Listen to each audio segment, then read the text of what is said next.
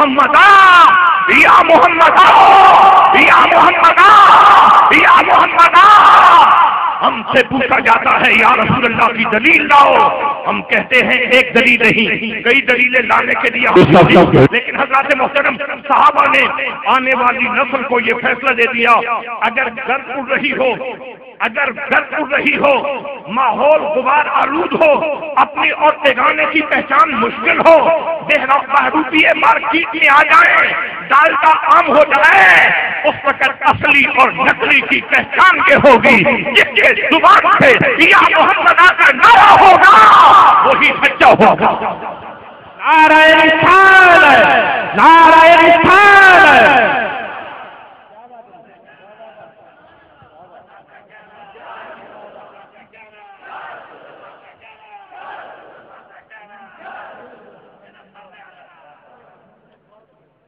ختم نبوت کے نام پہ چندے بٹورنا اور ہے،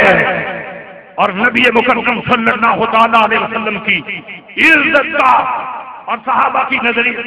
نظریات کا پہلا دینا اور ہے۔ حضرات محترم، اگر مرزا قادیانی کے دور میں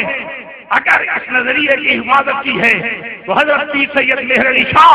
رضی اللہ تعالیٰ عنہ نے کی ہے، تو پھر جب 1988 میں عالمی عدالت میں چیلنج کیا گیا اور کہا گیا کہ پاکستان میں مرزائیت کے حقوق محفوظ نہیں ہیں، ہمیں مسلمان کہلانے کا حق نہیں دیا جاتا، حضرات محترم اس بندے کو نہ بھولو، اس بندے کو نہ بھولو، اس کو بھی یاد رکھو، اس کا نام پیر سیال کے غلام بلکہ حضرت شیخ الاسلام خواجہ محمد قمر الدین سیالوی رحمت اللہ تعالی علیہ نے فرمایا تھا، فرمایا لوگو پیر محمد کرم شاہ میری آنکھوں کا نور ہے۔ لاجپال لاجپال لاجپال لاجپال، دینوں ملت کی ضیا، دینوں ملت کی ضیا۔ جو پیر سیال کے روزے کا مینار ہے، یہ کیسے ہو سکتا ہے؟ سیالویوں کی محفل ہو، پیر سیال کے روزے کے مینار کا ذکر ہی نہ ہو، اور حضرت حضور شیخ الاسلام والمسلمین حضور خواجہ محمد قمر الدین سیالوی رحمت اللہ تعالی علیہ ان کی آنکھوں کے نور کا تذکرہ ہی نہ ہو۔ حضرات محترم، جب 1988 میں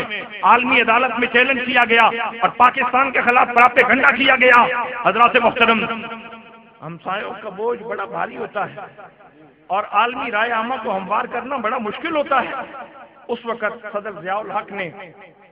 اگر اس کی نگاہ پڑی کسی بندے اعوذ باللہ من الشیطان ضیاء الامت حضرت جسٹس پیر محمد کرم شاہ الازہری رحمۃ اللہ تعالی علیہ،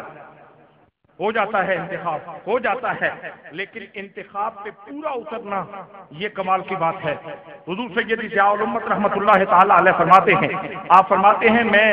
16 تاریخ کو رچمانڈ ہوٹل میں جنیوا میں جا کے ٹھہرا اور 25 اگست تک میں وہاں ٹھہرا رہا۔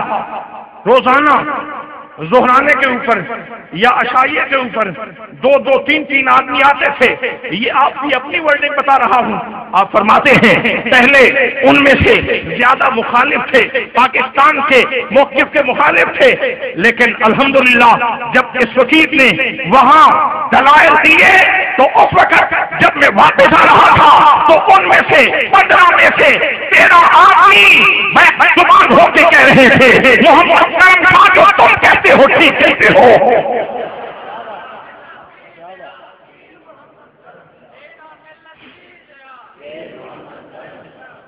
وہ دلیل بھی آپ کو عرض کروں، کلمہ پڑھنے والا ہو تو آیت پڑھ دو، کلمہ پڑھنے والا ہو تو حدیث پڑھ دو، کلمہ پڑھنے والا ہو تو اجماع صحابہ کی بات کرو، کلمہ پڑھنے والا ہو تو مفسرین کی بات کرو، کلمہ پڑھنے والا ہو تو محدثین کی بات کرو، کلمہ پڑھنے والا ہو تو علم کلام کے ماہرین کی بات کرو، لیکن وہ تو مخالف تھے، ان کو تو قائل کرنا تھا، تو عقلی دلائل کی بنیاد پہ قائل کرنا تھا۔ یہ دلیل آپ بھی یاد رکھیں۔ آپ نے ارشاد فرمایا، آپ نے فرمایا بھائی بات یہ ہے کہ ہر آدمی کا ایک نبی کے ساتھ خاص قلبی تعلق ہوتا ہے۔ مثلا عیسائی حضرت موسیٰ علیہ السلام کو نبی مانتے ہیں، لیکن ان کی شناخت کیا ہے؟ مرزا یہ کہتے ہیں نا کہ ہم محمد رسول اللہ صلی اللہ تعالیٰ علیہ وسلم کو نبی مانتے ہیں، جب رسول مانتے ہیں تو پھر ہمیں مسلمان کہلانے کا حق کیوں نہیں دیا جاتا؟ آپ نے فرمایا، آپ نے دلیل دیتے ہوئے ارشاد فرمایا، آپ نے فرمایا عیسائی حضرت موسیٰ کو خدا مانتے ہیں لیکن باوجود اس کے ان کی شناخت عیسائی ہے۔ کیوں؟ اس لیے کہ انہوں نے حضرت موسیٰ کے بعد ایک نئے نبی کے اوپر وہ ایمان لایا۔ اسی طرح ہم مسلمان حضرت موسیٰ علیہ السلام کو بھی نبی مانتے ہیں اور حضرت عیسیٰ علیہ السلام کو بھی نبی مانتے ہیں، لیکن ہماری شناخت نہ یہودی ہے اور نہ عیسائی ہے، ہم محمدی کہلاتے ہیں، ہم رسول اللہ کے ماننے والے کہلاتے ہیں، حالانکہ ہم پہلے ان دو نبیوں کو بھی مانتے ہیں کیونکہ ہماری شناخت محمدی ہونا ہے۔ تو چونکہ انہوں نے حضور صلی اللہ تعالیٰ علیہ وسلم کے بعد ایک نبی کو مانا ہے، ایک نبی کے بارے میں کہتے ہیں کہ یہ نبی ہے، اس لیے ان کو محمدی کہلانے کا حق نہیں ہے۔ یہ کہلا سکتے ہیں تو قادیانی کہلا سکتے ہیں، یہ کہلا سکتے ہیں تو غلام احمدی کہلا سکتے ہیں۔ اس ساکت کرنے والی دلیل نے اور اس جامد کرنے والی دلیل نے ان کا منہ توڑ کے رکھ دیا۔ کبھی دیکھے کبھی دیکھے کچھ نہیں آتا، اور پھر حضرات محترم حضور سیدی ضیاء الامت رحمۃ اللہ تعالی علیہ نے ایک بہت خوبصورت بات ارشاد فرمائی۔ آپ نے فرمایا ذرا ان سے پوچھو تو صحیح، یہ کہتے ہیں ہمیں کافر کہتے ہیں، ان سے پوچھو یہ تکفیر کا سلسلہ انہوں نے شروع کیا ہے یا ہم نے شروع کیا ہے؟ تکفیر کا سلسلہ تو انہوں نے شروع کیا ہے۔ مرزا قادیانی کی عبارات موجود ہیں، جو مجھے نبی نہیں مانتا وہ مسلمان نہیں ہے، وہ مسلمان کہلانے کا حقدار ہی نہیں ہے، لہذا تکفیر کا آغاز انہوں نے کیا ہے۔ اور تیسری بات آپ نے ارشاد فرمائی، آپ نے ارشاد فرمایا تم کہتے ہو کہ پاکستان میں حقوق محفوظ نہیں ہے، میرے نزدیک تو پاکستان کے عوام بڑے رحم دل واقع ہوئے ہیں، وگرنہ دارالاسلام میں ایسے لوگوں کی سزا واجب القتل ہونا، ایسے لوگوں کی گردن اڑا دی جائے یہ اس قابل ہے۔ تو حضرات محترم آئیے،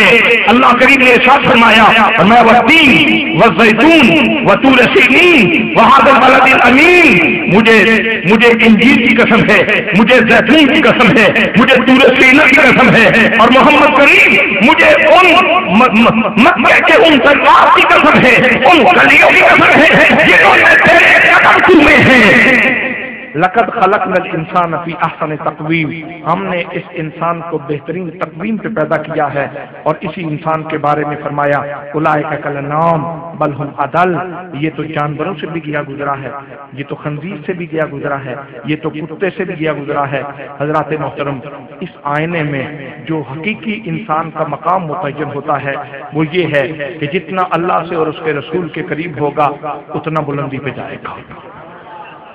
اتنا بلندی پہ چڑھتا جائے گا، چڑھتا جائے گا، چڑھتا جائے گا، اور جتنا تعلق ٹوٹتا جائے گا اتنا گرتا جائے گا، گرتا جائے گا، گرتا جائے گا، گرتا جائے گا، اور لیٹرین میں گر جائے گا، وہیں مر جائے گا، وہیں مر جائے گا۔ وہ انہوں نے کہا یار مرزا صاحب کافی دیر ہو گئے ہیں، نبی صاحب ہمارے نبی صاحب کافی دیر ہو گئی ہے، گئے تھے آئے نہیں۔ ایک مرید آگے ہوا، اس نے جا کے تھوڑا سا سوراخ سے جھانک کے دیکھا نا تو مرزا صاحب کی یہ جو سر تھا نا ان کا، یہ ٹائلٹ کی سیٹ میں پھنسا ہوا تھا۔ انہوں نے پھر ٹانگ پکڑ کے نا کنڈی کھولی، بڑی مشکل سے ٹانگ، آخر ظاہر ہے نجاست سے تو ہر آدمی کو نفرت ہوتی ہے۔ حقیقت یہ ہے، حقیقت یہ ہے، حقیقت یہ ہے، یہ تو مرزا قادیانی ہے نا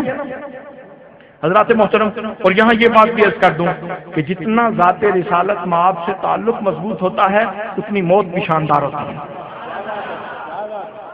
ہمارے پیر بھائی، اور یہ انٹرنیٹ کے اوپر آپ یوٹیوب پہ دیکھ سکتے ہیں، ہمارے حضور سیدی ضیاء الامت رحمۃ اللہ تعالی علیہ کے مرید خاص اور خلیفہ اس سال معراج کی رات گفتگو کرتے ہوئے منبر کے اوپر بیٹھے ہوئے گفتگو کر رہے تھے، اور جب خاص خلوتوں کے مقام کو بیان کر رہے تھے، مقام دنافت اللہ کی بلندیوں کو بیان کر رہے تھے، وہیں سرکار کا نام